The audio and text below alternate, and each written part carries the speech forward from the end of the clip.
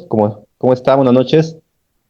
Mi nombre, Aldo J. Plata Palacios, y justamente como les venía comentando en los diversos reels y las diversas publicaciones, el día de hoy pues quiero entablar una plática con un especialista en educación especial, una psicóloga que conozco ya de hace bastante tiempo y que nos hemos vuelto a contactar y que hemos estado platicando mucho sobre pues estas problemáticas del aprendizaje en los niños. Y este tipo de pláticas que habíamos estado haciendo, pues nos llevó a preguntarnos, bueno, ¿por qué no compartir esta información? ¿O por qué los papás no conocen esta información o deberían de conocer esta información? Entonces, lo que hemos decidido, pues, es hacer este tipo de plática para que, pues, más personas conozcan estas problemáticas, ya que, como lo he mencionado también, hay mucha confusión entre que a veces los niños no son buenos para la escuela cuando realmente no es que no sean buenos, sino que tal vez tienen algún problema como los que vamos a trabajar el día de hoy. Entonces, para no dar más spoiler, vamos a pasar a la presentación con la licenciada, con la psicóloga María del Carmen Macedo Villafaña. Carmen, ¿cómo estás? Buenas noches. ¿Me escuchas? Hola, hola, buenas noches a todos los que nos escuchan el día de hoy. Sí, te escucho muy bien. Pues bueno, es un gran tema esto que vamos a platicar el día de hoy. Es un tema pues muy polémico y es un tema donde los papás también a veces pues no tienen las suficientes herramientas pues para apoyar y canalizar y acompañar a sus hijos. Así es, de hecho, pues es lo que mencionábamos, ¿no? Muchos catalogamos o etiquetamos luego al niño.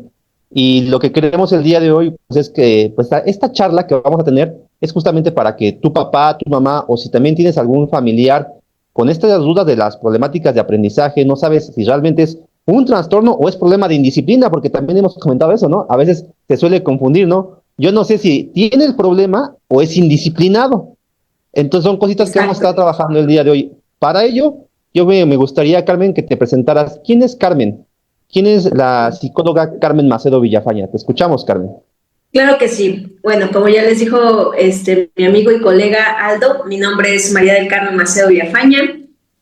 Yo soy psicóloga, bueno, licenciada en psicología, egresé ya hace bastantes años, en el 2009 para ser exactas, bueno, exactos. Tengo ya más de 16 años pues siendo psicóloga. Tengo un diplomado en psicoterapia por la MAPSI. Ahora actualmente estoy estudiando un diplomado en neurorehabilitación y pues tengo ya 15 años también trabajando en educación especial, en los servicios de educación especial pues del Estado de México, lo que llaman la SUSAER. Tengo exactamente este año en septiembre cumplo 16 años siendo docente de USAER, también estuve con el papel de psicóloga por varios años, hasta me tocó en alguna ocasión ser trabajo social. He tenido pues gran experiencia en las diferentes áreas de lo que es educación especial. Y pues eso es a grandes rasgos pues Carmen Macedo Villafaña y me encanta o me gusta, bueno, me gusta mucho poder aportar algo a los niños con discapacidad o apoyar a los papás con algunas palabras, algún consejo, alguna guía pedagógica, personal y académica. Ok, muchas gracias, Carmen. De hecho, es lo que comentábamos, ¿no? De repente como que en la universidad, pues, estudiamos juntos, en la universidad planteamos como que este tipo de problemáticas, ¿no? Pero posteriormente en la práctica como que vamos perdiendo como que esas ganas de comunicar las cosas, ¿no? Y el día de hoy pues decimos, no, a esto que hemos comentado en las pláticas lo puede saber mucha gente. Y es justamente el objetivo, que más gente conozca esta información y que pues sin hablar de ese lenguaje técnico, sino más coloquial para que los papás, las mamás o las personas que tienen familiares, como te comentaba, pues puedan identificar. Vamos a Así comenzar es. por lo básico, Carmen, lo básico. ¿Qué onda con esto de los trastornos del neurodesarrollo? ¿Qué son los trastornos del neurodesarrollo, Carmen? Bueno, los trastornos del neurodesarrollo hay varios. Hay diferentes trastornos del neurodesarrollo. Entre ellos tenemos el TDAH, el trastorno por déficit de atención, o el el trastorno por déficit de atención con hiperactividad.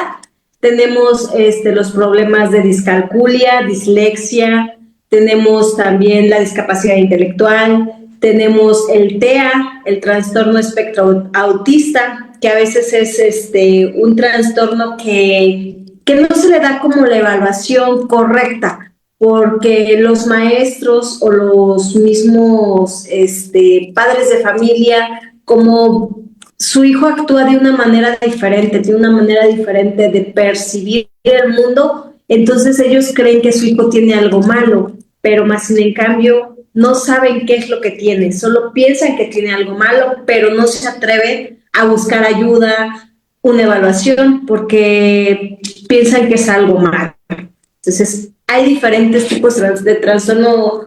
Lo que engloba los trastornos del neurodesarrollo son varios. Vamos a iniciar, ¿te parece, hablando por el TDAH y el TDA? Antes de pasar a esa, ya a la consistencia.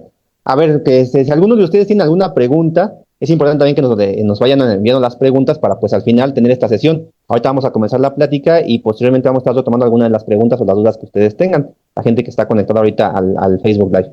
Carmen, pero estos trastornos, ¿dónde surgen? O sea, ¿quién dice que existen estos trastornos? Vaya, hay un librito, ¿no? ¿Qué onda con eso?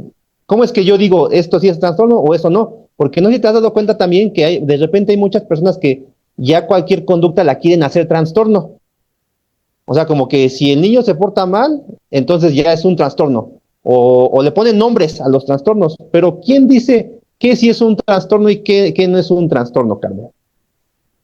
Bueno, nosotros como psicólogos tenemos un libro que se llama el DSM-5. En ese DSM-5, pues ahí vienen catalogados los trastornos y ahí entran todos los trastornos del neurodesarrollo. Y pues después de una evaluación, de una gran evaluación, en donde evaluemos al niño, a la niña, al adolescente, hasta el adulto, vamos a determinar qué tipo de trastorno tiene.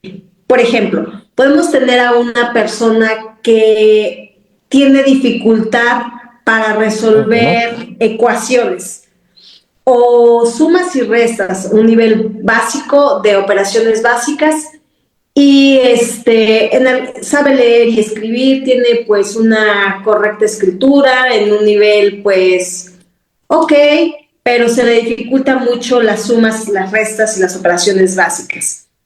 Pues después de evaluarlo, de evaluar su parte intelectual, de evaluar su parte neurológica, quizás de evaluar un poco el área curricular y su área personal, nos damos cuenta que todo pues está funcionando bien. La única dificultad que presenta es el área de los números. Entonces, para eso hay un trastorno y se llama el trastorno de discalculia. Así se hacen las evaluaciones con todos los trastornos. Primero se tiene que evaluar prácticamente en 4 áreas. Se evalúa el área cognitiva, el área neurológica, se evalúa el área curricular, pedagógica, y se evalúa el área personal o familiar. Ok. O sea que tenemos que pasar por estos 4 aspectos para poder identificar si realmente hay un trastorno o no hay. Exacto. Porque también es importante el área personal, saber qué tal saber si en su familia tienen antecedentes de algún trastorno o de algunas conductas similares, papá, mamá, quizás no los diagnosticaron a papá y a mamá o abuelos, primos, pero pues es importante también el área personal, hacer la entrevista, área personal familiar. Entonces, por eso es importante tener las 4 áreas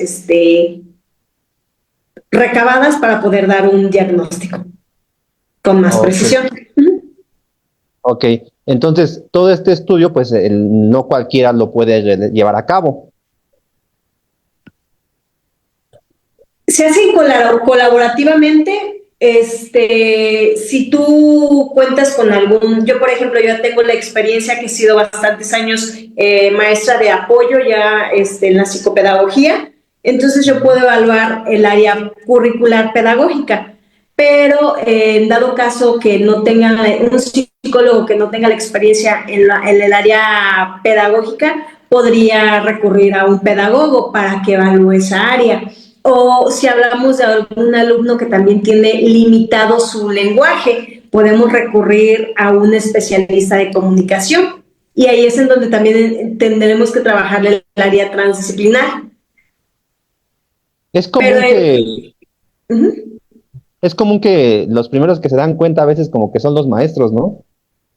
sí, los maestros de grupo, los maestros que están frente al grupo son los que te los derivan. Yo como maestra de educación especial de USAER, del servicio de USAER, nosotros hacemos un filtro también, observamos las aulas y algunas veces pues llegan a pasar algunos alumnos que no llegamos a observar y los maestros no los refieren, pero casi por lo regular, entre ambos, en el docente de grupo y docente de USAER, podemos hacer el primer filtro. Y después de eso ya viene la evaluación, que un psicólogo es el que va a determinar el diagnóstico o el tipo de trastorno que tiene el alumno. Ok. Entonces entendemos que una vez que se canalizan, nosotros como psicólogos somos los que vamos a llevar a cabo esa evaluación. Exacto. Ok, ahora sí, ¿cuáles son estos trastornos del neurodesarrollo? Porque ese es el nombre oficial, ¿no? El nombre válido dentro del DSM-5, trastornos del neurodesarrollo. Pero ¿cuáles son, Carmen? Ahora sí vamos a, ¿cuáles son este tipo de trastornos? Te mencionaba, tenemos los trastornos de la conducta, que es el trastorno por déficit de atención con hiperactividad, tenemos el trastorno, hay trastornos del lenguaje, tenemos trastorno espectro autista, tenemos algunos otros trastornos como la discalculia, la dislexia, la dislalia, que esos son como los más recurrentes, discapacidad intelectual, entra dentro de los trastornos del neurodesarrollo. Ok, es muy común encontrar, como decías tú, algunos en particular. Y básicamente el que por lo general más se llega a confundir esta parte, pues es con cuando los niños son como que tienen mucha energía, ¿no? Y esa energía como que no, el maestro tampoco no sabe qué hacer con... Escuchar muy bien la última parte de tu pregunta. Hablábamos de los niños que tienen mucha energía. Te decía, ya te imaginarás hacia qué tipo de trastorno me estoy refiriendo, porque es este niño que el maestro ya no aguanta, porque ya lo tiene hasta acá, porque le pone una actividad y la termina bien rápido, y de ahí se va a pegarle a Panchito o a Juanita y ya quiere hacer otra cosa. ¿De qué trastorno estoy hablando, Carmen? Estamos hablando del trastorno por déficit de atención con hiperactividad. Es un punto importante. Vamos a aclarar esa parte porque muchos siempre dicen, no, es que no es inquieto. ¿Cómo es que tiene ese trastorno?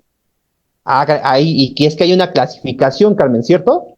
Cierto. Hay trastorno por déficit de atención, solo es déficit de atención. Quizás un alumno que es más como retraído, que termina los trabajos con más exigencia por parte del maestro, que le cuesta enfocar su atención porque se distrae fácilmente con cualquier cosa, con alguna imagen que esté pegada en la pared. Eso solo es trastorno por déficit de atención.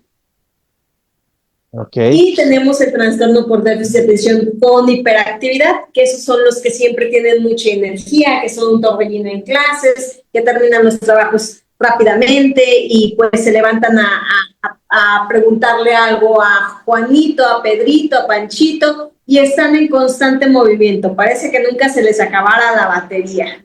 Vienen con baterías Duracell reforzadas. Esta parte, entonces, podemos hablar de un TDA, y es un niño o niña que no necesariamente tiene que ser inquieto. Dices tú, puede ser un niño que es muy pasivo, vaya, así lo estoy entendiendo. Exacto. Para el TDA, solo es un niño que es muy pasivo y se distrae con facilidad. Se distrae con facilidad y le cuesta, tiene un déficit de atención, por eso sus siglas, trastorno por déficit de atención. Sabemos que para aprender, la antesala del aprendizaje, pues es la atención. Si un niño o una niña tiene TDA, tiene dificultad para concentrar su atención, pues va a ser difícil que aprenda. porque tiene muchos distractores. Es muy fácil como que su mente cambiar de una cosa a otra. Por eso es que no se concentra. No quiere decir que no sepa, solo que tiene demasiados neurotransmisores a nivel cerebral que lo están distrayendo constantemente. Sus pensamientos trabajan más rápido, pero eso ocasiona que no se enfoque y no termine las actividades. No porque falta de inteligencia, no por falta de entusiasmo del niño, no porque el niño es flojo, no porque el niño es malcriado, no porque el niño no sabe o la niña no sabe. Simplemente es porque a nivel neurocerebral, ahí exactamente ahí donde me quiero detener. ¿Cómo está eso, no? Porque desde que entonces el niño no es de que no quiera, porque muchas veces los papás, yo como papá digo, es que mi hijo es flojo porque su tío era flojo, o porque yo en la escuela también era flojo. Entonces, fíjate, desde ahí nos está dando información, ¿no? O sea, yo en la escuela era flojo. ¿Ahí qué me está diciendo? Ahí está diciendo que pues es obvio, ¿no? Si papá era un niño con trastorno con déficit de atención, es obvio que va a tener un niñito con trastorno con déficit de atención. O sea, que se hereda, ¿no? Se hereda, claro, claro. Los trastornos y las enfermedades y todo, pues lo vamos a heredar, es más fácil heredar. También se puede romper y podemos cambiar, ¿no? Pero o sea que no es justificante el hecho de que diga, tú es que yo no sabía, yo era así y pues mi hijo va a ser así, no podría ser como que un justificante. Tal vez yo como papá era así, pero pues tal vez a mí no se me dio la atención. Porque muchas veces cuando buscamos eso en las historias clínicas, no sé si te ha pasado también, me imagino que sí, que encuentras que los papás tampoco terminaron la escuela. O sea, son papás que decían, no, pues a mí la escuela nunca se me dio, pero tampoco nadie se preguntó qué tenía ese niño, bueno, y ahora papá, y que lo hizo pues que no terminara, y ahora se repite con el hijo. ¿Cómo es esto entonces, Carmen? Me dices, estos trastornos se pueden heredar. Si el papá lo tuvo o la mamá lo tuvo, el hijo es más probable que lo tenga. Pero ¿por qué decíamos que no es que sea flojo o no es que no quiera? Sino básicamente estoy entendiendo es más que no puede. ¿Así es correcto, Carmen? Sí, pero bueno, aquí hay un diferenciador. Cuando sabemos que si papá o mamá tuvo alguna característica o presentó ciertos comportamientos parecidos al de su hijo, es porque pues es algo, sabemos que se hereda, ¿no? Algo a nivel heredado, neurobiológico. Neurobiológico, ahí estaríamos hablando de eso. Pero la diferencia entre un niño que es flojo y que tiene comprometida el área intelectual, el área de inteligencia, su intelecto, y eso hace que él sea flojo, que eso hace que él no sepa, eso hace que él le cueste trabajo entender las matemáticas, la escuela en general. Entonces ahí sí podríamos decir que tiene una dificultad de aprendizaje o tiene una discapacidad intelectual en un nivel leve, moderado o severo. Ahí ya entraríamos en algo más. Pero si hablamos precisamente o específicamente de los niños con trastorno por déficit de atención, solo estamos hablando de niños que requieren un cambio para su atención. Todos tenemos algo que nos interesa, que nos motiva, que nos hace atraer la atención. Entonces ahí entran nuestras herramientas como docentes. El hacer algún material diverso, algún material diferente, pues para entrar o discernir. En realidad, mi alumno no está aprendiendo porque tiene limitada su capacidad intelectual, o mi alumno no está atendiendo o no está prestando atención porque es lo que le falta, la atención, no está atendiendo porque le falta atención. Ahí hacer una actividad diferente, una actividad ahora pues que tenemos tantas TICs, una actividad donde sea lúdica, donde sea más de movimiento, y ahí podemos comprobar si mi alumno tampoco entiende y tampoco se incluye. Creo que sí, entonces tiene comprometida su capacidad cognitiva. Si de ninguna forma ya intenté varias actividades, diversos materiales, audios, libros, videos, juegos, masa, moldeos, etcétera, etcétera, ya hice de todo con mi alumno Jaimito, pero Jaimito no logro atraer su atención. No hay manera de atraer su atención. Ahí entonces sí estaríamos hablando que ese niño no tiene un trastorno por déficit de atención, tiene algo más. ¿Cómo sería eso? A ver. ¿Mande? ¿Cómo sería eso? Dices, tiene algo más. ¿Qué sería ese algo más? Alguna discapacidad, porque su coeficiente intelectual está limitado. Tiene dificultad para poder procesar la información del juego, de entender las instrucciones, comprender cuál es la finalidad de esa actividad. ¿Correcto? Pero si hablamos simple... O sea que va a depender, bueno, ya estamos hablando en el caso de los docentes. Exacto. Yo como docente ya me fui a aplicar otras estrategias y nada más no funciona, entonces ahí hay otra cosa, vaya. Otro indicador que no solo es atención, esto ya implica comprensión, ya implica su coeficiente intelectual del niño está comprometido, porque no tiene la capacidad de entender las instrucciones del juego, no tiene quizás la capacidad del niño de poder incluirse porque su coeficiente intelectual está comprometido. Pero entonces ahí ya no estaríamos hablando de un TDA. No, ya no estaríamos hablando de un TDA. Ahí es lo que decíamos, cómo hacer la diferencia entre un niño flojo y un niño con trastorno por déficit de atención. O sea, con el tipo de actividad. Te escucho. Un niño con trastorno por déficit de atención, pues lo que tiene comprometido es la atención. Le cuesta trabajo atender una actividad y llevarla al final, darle finalidad a esa actividad. Por ejemplo, el maestro le dejó leer una página, pero como tiene trastorno por déficit de atención, lee el primer renglón y ya escuchó a alguien que dijo algo y su atención se cambia automáticamente a otro sentido. O ya vio que pasó alguien por la ventana y su atención se cambia. Por eso es que no terminan una actividad. Los niños no necesitan pararse, nada más él no es hiperactivo, él solo tiene trastorno por déficit de atención. Tiene una deficiencia en su atención, tiene periodos de atención más cortos. Ok, pero entonces en el caso de que haya ya un problema cognitivo, me decías, ahí es porque, ¿qué hay? ¿Cómo distingo eso? Simplemente que no entiende las instrucciones. Si él no entiende las instrucciones después de habérselas dado por más de 3 veces, ahí ya estaríamos hablando de algo cognitivo, de que algo a nivel inteligencia está ocurriendo con este niño o con esta niña.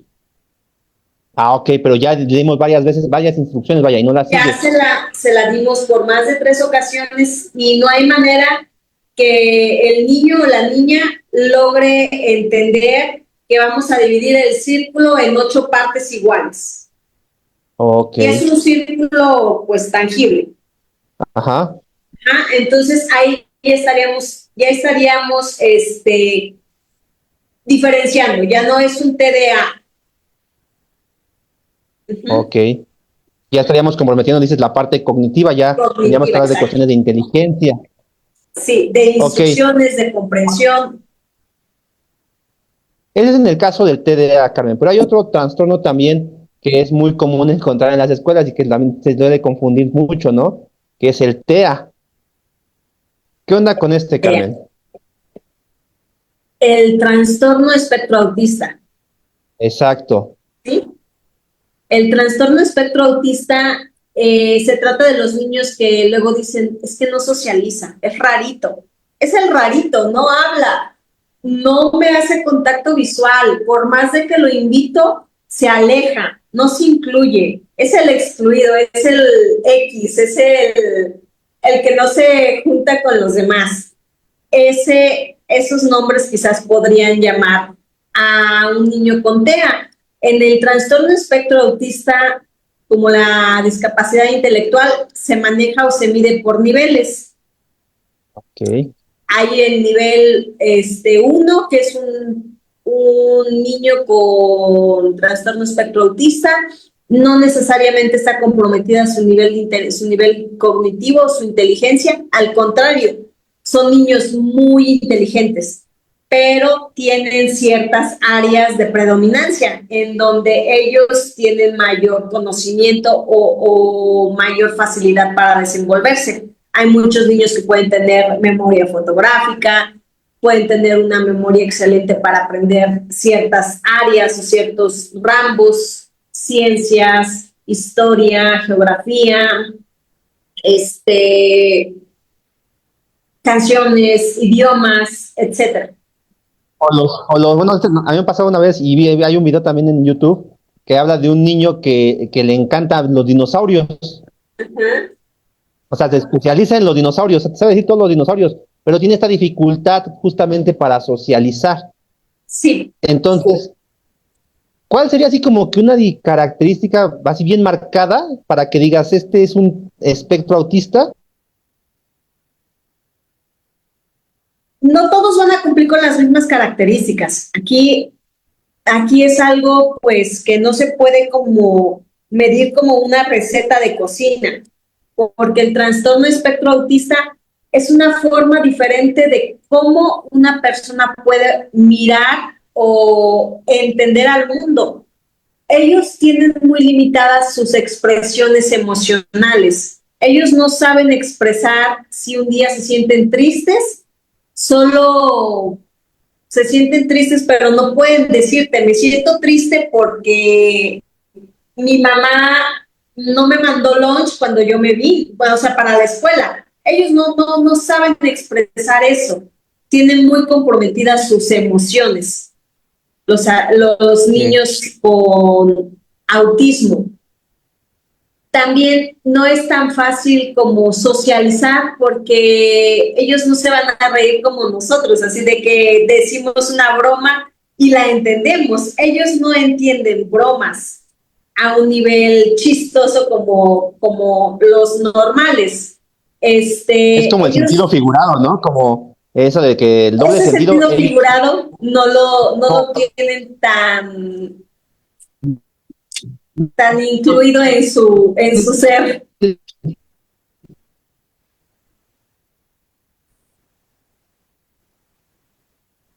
Sí, por eso es como difícil como, ¿no? Algo así, de que la no entender que socialización. Ah, ¿te tiene escucho? también que ver con esa problemática del lenguaje, Carmen. Tiene en el espectro autista, también hablábamos de que puede tener esta problemática. Sí, el espectro autista, dependiendo del nivel. En el nivel 1 no tiene un lenguaje comprometido. No tiene comprometido su lenguaje. ¿Me escuchas, Aldo? Bueno, bueno, Ajá. Te decía, hola, hola, ¿me escuchas? Ok, te escucho, sí, viene, adelante. sí, te decía, en el nivel 1 no tiene comprometido su lenguaje. Puedes intentar socializar a un cierto nivel. No es el más sociable, puede saludarte, puede despedirse de cualquier persona, puede tener conversaciones cortas con cualquier persona, conocer a toda su familia, pero le va a costar trabajo decir si se siente triste y decir si se siente feliz. Lo puede decir, pero no lo interioriza. Tiene cierta dificultad para demostrar sus emociones. Para hacer, Ok, quizás si ve a mamá o a papá llorando, puede sentir feo, pero no va a ser como el más empático. Puede decir, oh, lo siento mucho, lo siento mucho y hacer un pequeño contacto, pero no tiene no es porque no sea humano, sino que le falta conectar con las emociones y aprender a expresarlas. ok. Me hablaste así como en el TDA, me dijiste que también había tipos, y en el espectro autista me dices que también hay niveles. Me explicaste el nivel Hay 1. niveles. ¿Cuáles son los otros niveles? En el nivel uno, por lo regular, es un niño que no tiene estructurado, no tiene consolidado un lenguaje, que solo habla las señas, que tiene movimientos más estereotipados, como tembloreo con las manos, o jugar con su boca, o jugar con su cabello. Son más estigmatizados sus movimientos. O le Ok. gusta acostarse en el piso porque le gusta sentirlo frío. Ahí va a depender de cada niño, no todos los niños tienen que tener todos estos síntomas que yo estoy diciendo ahora. Todos van a tener una característica diferente. Para la comida, muchos niños pueden ser muy sensibles, solo les gusta comer cierto tipo de comida que se sienta como crujiente. Algunos otros niños solo les gusta comer comida suave. Algunos otros niños solo les gusta comer, hasta para comer son ordenados. Si van a comer algo, lo ordenan. Si van a comer papas, las ordenan de la más chiquita a la más grande y después comen. Algunos otros niños pueden no hablar, solo balbucear y ya en una edad adulta inician a hablar. No sé, unos 12 años inician un lenguaje y algunos otros no llegan a consolidar un lenguaje pues muy favorecedor. Tienen dificultades en su lenguaje, en la pronunciación de ciertas palabras y solo hablan como cama, coca, como las palabras, no tienen como nosotros que decimos la cama, ¿no? Ellos solo cama, agua. No hay este lenguaje estructurado de oraciones. No hay Incluso pueden ser una sintonía en su lenguaje. salir jugar, ¿no? O Sí, ir parque, pero no hay ir una par. estructura en el lenguaje como.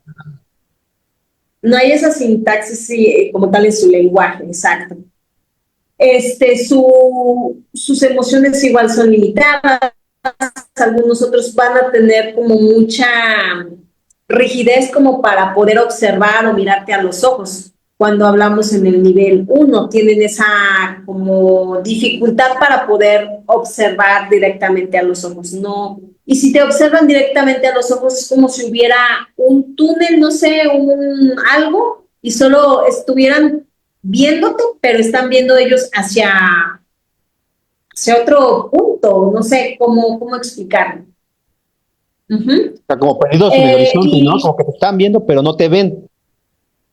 como, ajá, exacto, como que te están viendo, pero tú puedes hacer muchas cosas y ellos no te muestran gestualización alguna. Tú puedes estar ahí haciendo chistes, pero ellos Ah, vaya, ¿no? fijos en su mirada, como perdida, podríamos llamarlo. Entonces aquí hay los niveles. Ok. Por lo regular, el nivel básico siempre por lo regular no es un hecho. Por lo regular tienen un coeficiente intelectual muy a nivel superior o a veces inferior, llamándolo en la escala, en la campana de Gauss. Ok.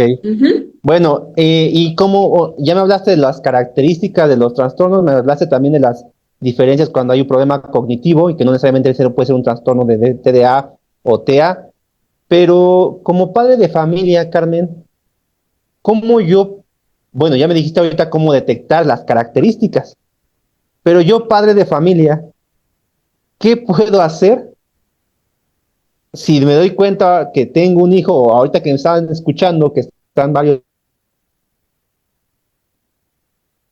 familia? Sí, pues primeramente buscar apoyo de un psicólogo, de una psicóloga, de algún especialista para poder diagnosticar el tipo de trastorno o tipo de nivel que su hijo pueda tener, para que en base a eso, pues determinar cuáles son los apoyos que se le daría al padre de familia. El padre de familia también necesita aprender, entender que su hijo no va a ser igual que todos. porque Ok, también dices, entre más, perdón, hablando de perdón, un termina. TEA, Ajá. hablando de un TEA, el papá entre más le exija al hijo que le cuente o le platique qué está pasando en su mente, pues va a ser más difícil como que él lo haga. Cada vez como que se va a ir alejando más el hijo del papá porque no tiene una explicación. No sabe cómo contestarle a su papá o a su mamá. También en algunos casos los niños con trastorno espectro autista tienden a hablar solos.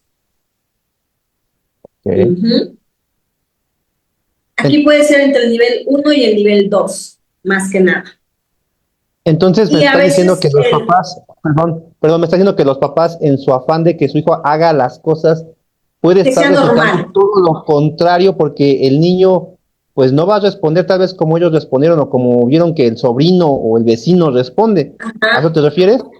Sí, exacto. O como, pues por lo regular son papás que tienen 2, 4 hijos y quieren que sean como si le dicen, ay, ¿por qué estás enojado? Pues porque, y contestan, ¿no? Dan una explicación. Porque me pegaste y me dolió. Y su niño con TEA no va a decir eso, porque estás enojado. No, no sé. Van a contestar, esa es su primera contestación. No, no sé. Entonces, casi nunca van a poder expresar al 100% sus necesidades. Solo van a decir no sé Ok. o solo porque soy así y ya, no son tan expresivos. ¿Sale? Y el hablar solos, por ejemplo, el que un niño con TEA, pues hable solo, a veces no es consciente de que está hablando solo. Y papá, mamá le preguntan o le cuestionan, ¿y por qué habla solo? Él no entiende de qué le están hablando. Él dice, no, no, nada, nada, porque no es consciente de que está hablando solo, de que eso está pasando. Ajá. Ok. Entonces, el enseñarles cómo conectar con su hijo, cómo ir iniciando pues a aprender ellos que su hijo con TEA no es igual que los demás, eso es algo que les va a ayudar mucho para poco a poco ir desarrollando esas habilidades emocionales que su hijo Ok. necesita. Carmen, de repente, pues como papás, el hecho de que pues tú son tus hijos, ¿no? Y que te enteres que tiene este tipo de trastorno, pues en ocasiones me lleva, o hay papás que se van a la sobreprotección, Ujú. al no me lo toques entonces. ¿Qué tanto ayuda esta parte de que el papá, pues, sobreproteja al hijo una vez que se da cuenta que pues tiene este tipo de trastorno? Pues bueno, este, ¿O podemos hablar de una sobreprotección, Carmen? ¿O está bien protegerlo así a ese grado? pues yo creo que el amor nunca está de más, porque nadie se ha muerto por exceso de amor, pero la sobreprotección, que le diga, no, no, no, no, no, no lo hagas, yo lo hago, o a él que entre sus hermanos y entre papá y mamá digan, a él no lo mandes porque él no sabe, o él no, a él no. Eso creo que ahí sí sería un daño, ¿no? Fíjate, Porque le está quitando. eso. Y acabas de dar en el clavo, Carmen, eso de, a él no le digas porque él no sabe. O sea, ¿qué tanto está ayudando esto a ese niño o a esa niña? Pues les está haciendo un daño, porque en lugar de que lo intente, le están quitando la oportunidad de intentar y ver si puede. Lo están limitando demasiado, en donde lo están tratando como una persona invalidada o una persona que no puede resolver nada. Entonces ahí lo están limitando mucho a iniciar a defenderse o a desarrollar, ¿no? Porque eso es lo que necesitan todos los trastornos. No es el TEA, pues no es un trastorno. Sabemos que los trastornos no se van a cambiar, no es como una enfermedad, no es una gripe, que lo cuido mucho, le doy mucho su medicamento como va, o le doy tecitos, y se va a componer, ¿no? Entonces el TEA no es una gripe, es una enfermedad, es un trastorno con el cual ya nació. Lo que tenemos que hacer es enseñarle a desarrollarse en esta sociedad. Es darle herramientas para que él sea un humano funcional, porque sabemos que tenemos que funcionar en la sociedad, porque somos seres sociales, somos seres que necesitamos estar incluidos, inmersos en una sociedad. Entonces, eso es lo que como papás tenemos que hacer, darles las herramientas, porque como tú dices, al sobreprotegerlo, lo estamos consintiendo y le estamos quitando el poder de brindarle herramientas. Y es que básicamente yo siempre he dicho esta parte, ¿no? Es con los papás cuando se hace la psicoeducación. O sea, pues usted papá no va a estar toda la vida con él. Exacto. En algún momento pues usted no va a estar, usted papá, usted mamá no va a estar. Y sí, ahorita usted le dice, no lo hagas. Y cuando usted no esté. Eso es lo que como papás tienen que preparar a sus hijos,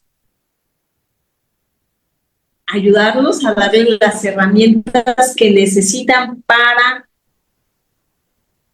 Te escucho. Para poder sobrevivir pues en la sociedad, porque al final del día todos somos seres sociables. No vamos a poderlos mantener a nuestros hijos en una burbuja, no vamos a poderles quitar de que alguien más, pues quizás en un momento alguien más, sabemos que la sociedad a veces es muy dura, le pueda hacer bullying, ¿no? Que le pueda decir, ay, eres rarito, eres demasiadas cosas que puedan inventar los niños, todos. Pero pues si le enseña a papá, mamá algunas herramientas, pues va a ser más fácil de que eso pues no le afecte y pueda tener un mejor desarrollo. Ok, es bien importante esta parte, como dices tú, hacerlos funcionales, o sea, que se puedan desenvolver por sí solos en la sociedad. Y hemos visto gente que todo tipo de trastornos que también pues se desenvuelve, porque justamente les enseñaron a eso, a valerse por sí solos. Ahorita, antes de que se me pase, Carmen, hablaste también de esta parte, una vez que van con el especialista, con el psicólogo, pero hay muchos papás que tienen miedo a la otra parte, ¿no? Siempre hablamos de las medicinas. Y se nos estaba pasando esta parte bien importante. Sí. En el trastorno por déficit de atención con hiperactividad o en el trastorno por déficit de atención, en cualquiera de los dos, nosotros como psicólogos, como ya te decía, pues hacemos la evaluación en el área intelectual, en el área conductual. Aquí se evalúa conducta, se evalúa área familiar, área psicomotora, también área comunicativa si se requiere. Y ya una vez que tengamos todo eso, nosotros tenemos que canalizar a este niño, a esta niña, al neurólogo, al neuropediatra. Y ya en neurología va a determinar si a nivel cerebral está impactando, si es como un trastorno donde requiera pues apoyo de medicamento, porque si es a nivel neurobiológico, entonces el neurólogo va a ser el que va a determinar. Nosotros como psicólogos pues sabemos que no podemos medicar, nosotros no medicamos. Neurología es quien va a determinar si requiere medicamento. El medicamento es un acompañamiento. Muchos papás tienen miedo porque y es un medicamento que se ha hablado mucho y que es muy adictivo, ¿no? Que tiene componentes pues adictivos. Pero lo que nosotros o el neurólogo requiere con ese medicamento es regular la sobreexposición de la serotonina, que esa es la hormona que se encarga del movimiento, que se encarga de que su hijo esté constantemente en movimiento. ¿Qué hace ese medicamento? Regula la sobreexposición porque está desregulada. Está desregulada en un niño con trastorno con déficit de atención. Su expulsión o su prolongación pues es mayor que en un niño pues normal, en un niño que es tranquilo, que es inteligente, pero que no requiere mucho movimiento. Pues entonces, como papá, Carmen, no hay que tenerle miedo a esta medicación.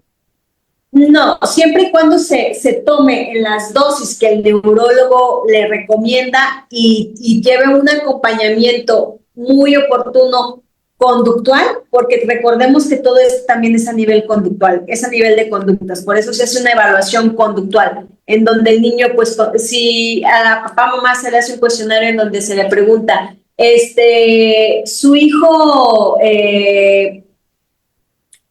hace rabietas, su hijo hace, constantemente se tira al suelo, su hijo parece que nunca se cansa, etcétera. Eso se llama el cuestionario de conducta, es un cuestionario de conducta, un inventario de conducta. Y a través de eso vamos a encontrar cuál es la conducta que más tenemos que regular, si es a nivel de comportamiento, si es a nivel de impulsividad, si es impulsivo, golpea, pega, avienta, empuja, grita, muerde, etcétera. Es a nivel Estamos hablando entonces psicomotora. que el trabajo va a ser psicólogo y neurólogo, o neuropediatra, decías. Este acompañamiento del neurólogo y del psicólogo, porque por una parte está el medicamento, pero también no sé, también tenemos que cuidar la parte conductual. Exacto, ¿Es correcto? exacto. Por eso el medicamento no necesariamente tiene que acompañarlo de por vida. Eso es un error o un mito muy malo que está en la sociedad. El medicamento es un acompañamiento para, de la mano, con acompañamiento conductual, sea más fácil regular la conducta.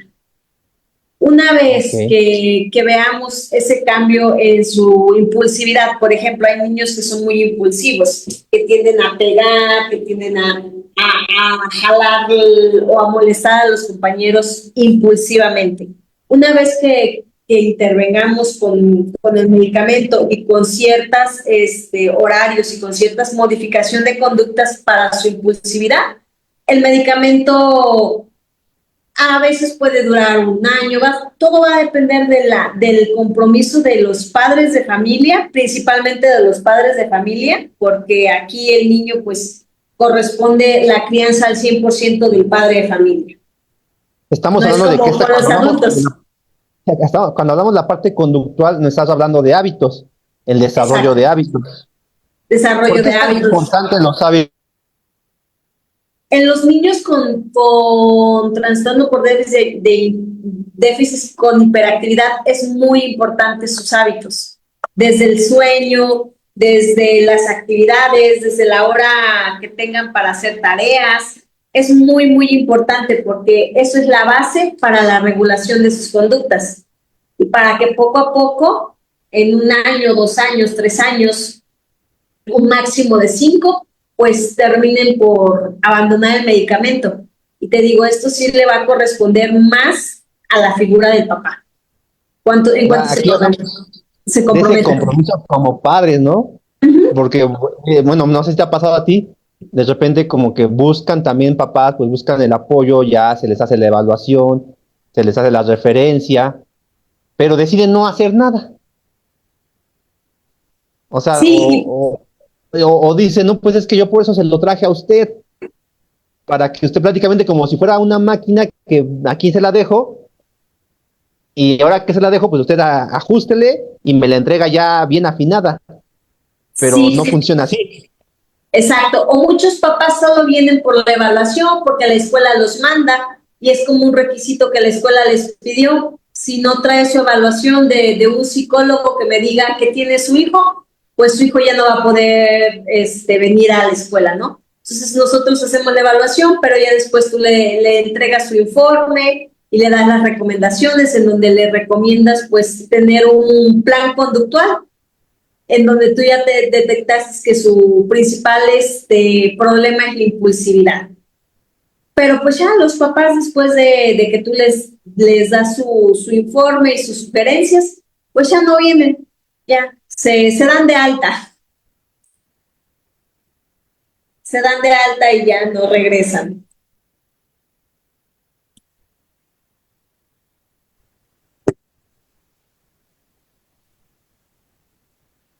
¿Sí me escuchas, Carmen? Sí, te decía, el problema sigue porque pues a final de cuentas no se le dio una solución, o sea, ya se le dijo qué, pero si no hay ese seguimiento, pues por más cosas que hagan, pues no va a haber ese cambio en la conducta del niño, ¿no? Y no vamos a lograr esa funcionalidad en la sociedad de la que venimos hablando. Así es. Ya para ir cerrando, Carmen, ya nos echamos la hora como siempre.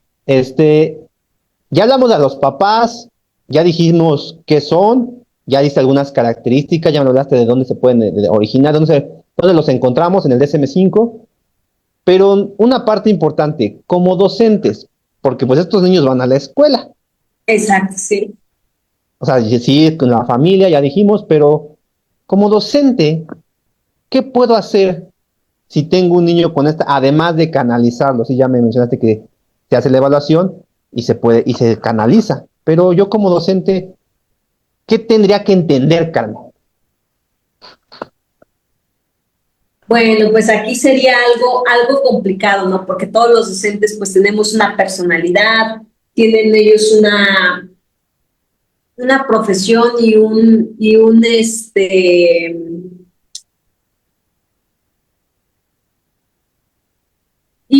proceso, ¿no? Y ellos tienen pues sus herramientas, O un pues ego, un, ah, o un ego. también un ego, pero tiene a ellos los enseñaron como la normal, pues los preparó, ¿no? Tienen una preparación profesional como docentes, en donde esa preparación profesional, pues les enseña a grandes rasgos también de Piaget, del desarrollo del niño, de las etapas del desarrollo, les enseña pues bastantes cosas, en donde yo creo que aquí como docente, pues es entender que USAER o educación especial somos un medio, pero al final del día quien tiene que cumplir toda la jornada de clases con los alumnos son ellos como docentes. Nosotros, como su sigla lo indica, es unidad y servicios de apoyo para la educación especial. Nosotros nos vamos a capacitar a ellos en cuestión de diversas estrategias, lo que hablábamos en un inicio, organizar unas estrategias diferenciadas, porque ya estar desde aquí, como ahora que yo estoy solo sentada en el escritorio y de aquí te estoy diciendo todo, ya no funciona con los niños, ya no funciona, o sea, ya entras a un salón y tú te sientas, nadie te toma en cuenta, ya nadie te toma en cuenta. Entonces, como el consejo que yo les daría a los colegas es que tratar de buscar actividades más lúdicas, actividades, estrategias metodológicas actuales, novedosas y con gran rigor. Que no solo sea estar dictando, que no solo sea estar sentada o escribir en el pizarrón, hacer otras cosas. Ok. Ajá. Hablábamos también en una de las charlas que llegamos a tener, Carmen, hablábamos de que hay ciertos niveles y que un niño con este tipo de trastornos no necesariamente va a llegar al nivel que todos llegan. El nivel de comprensión no va a ser el mismo. Y no sé si te ha pasado que yo me he encontrado con colegas que se aferran a que debe de alcanzar el mismo nivel que los otros. Ya lo hemos Exacto. platicado, Carmen, también fue una plática muy larga, pero ¿tú qué piensas de eso? Quiero escuchar lo que pensabas en esa ocasión. Sí, exacto. Es que es respetar la diversidad. Ahí hablamos de inclusión, precisamente. Yo para incluir a alguien, para incluir a un niño con autismo, si él no sabe expresar sus emociones, yo lo voy a incluir si él solo dice tristeza. Para mí ya es incluirlo. No va a ser al nivel que me gustaría, pero desde ahí, desde que conozco sus necesidades, es incluirlo. Igual pasa con los alumnos que tienen alguna dificultad para el aprendizaje. Si nosotros no lo evaluamos en base a sus habilidades, no estamos incluyendo, estamos excluyendo porque queremos que haga lo mismo que los demás. Es como un pájaro. Un pájaro nunca va a poder correr igual como un perro. Y no porque el pájaro no Es, corre igual es- como un perro, no es un animal. Es un animal igual es un animal, es- sigue siendo un animal. Entonces, igual, así, ahorita que Termina. Ajá, así pasa con los alumnos. No podemos calificar igual a Juan Pérez que a Marta, porque Marta tiene dificultad o discapacidad intelectual. Entonces Marta se le califican otras cosas. Si Marta ya aprendió a comprar, si Marta ya aprendió a pagar en la tienda, entonces Marta va a tener la misma calificación que Pedrito, porque a mí me interesa que Marta tenga habilidades para la vida. Ok. ¿Ah? No me interesa que Marta haga ecuaciones porque no va a haber manera de que Marta entienda las ecuaciones porque tiene discapacidad intelectual. Si conozco hasta dónde va a llegar un alumno, pues voy a poderlo hacer. Y también yo creo que es obligación de los maestros aprender un poquito del diagnóstico de sus alumnos, porque si no va a ser difícil que puedan avanzar o puedan entender, porque luego dicen, es que yo no sé qué tiene. Ok, si tiene discapacidad intelectual, tu obligación como maestro es aprender de discapacidad intelectual. Yo como Ok. psicóloga, mi obligación no es decirte qué es la discapacidad intelectual, porque a mí no me pagan para eso. Sí, sí, ¿O entiendo. qué es Es la como ese discalculia? compromiso, ¿no? Ese compromiso, ¿no? O sea, si ya tengo este Exacto, problema, todos tenemos un compromiso que ah, debemos de apelar y hacer.